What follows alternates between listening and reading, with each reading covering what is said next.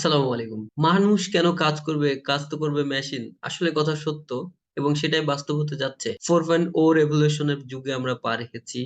Upcoming 5 revolution is coming যেটা fully IoT based. সুতরাং আপনার এরিয়ায় আপনার কাজগুলো মেশিনই করে দিবে। খুব শিগগিরই এটা আসছে এবং analysis says within 10 to 15 years 40% work will be replaced by AI। এটা আমরা যদি একটু চোখ কান খোলা রাখি শীঘ্রই আমরা দেখতে পাবো এবং দেখতে পাচ্ছিও আমাদের চারপাশে অনেক জব অলরেডি রিপ্লেসড হয়ে গেছে AI বেস, সফটওয়্যার বেস।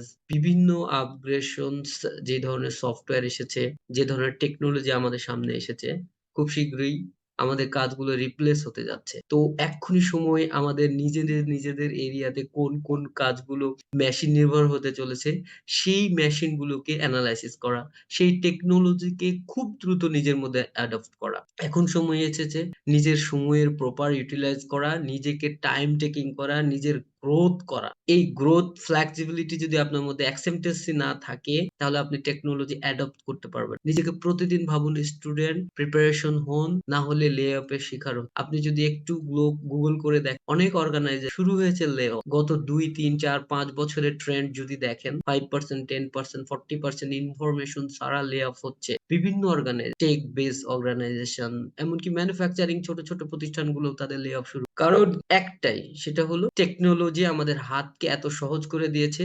অনেক কৌশলী কাজগুলো টেকনোলজি মেশিন আমাদেরকে করে দিতে পারে।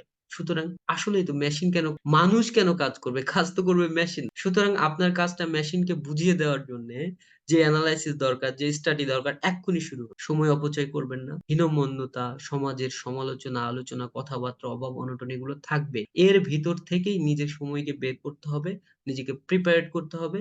এক্ষুনি খাতা কলম নিন, নিজের এরিয়াকে লিস্টেড করুন। নতুন টেকনোলজি কি এসেছে 10-15 বছরের ট্রেন্ড অ্যানালাইসিস করুন।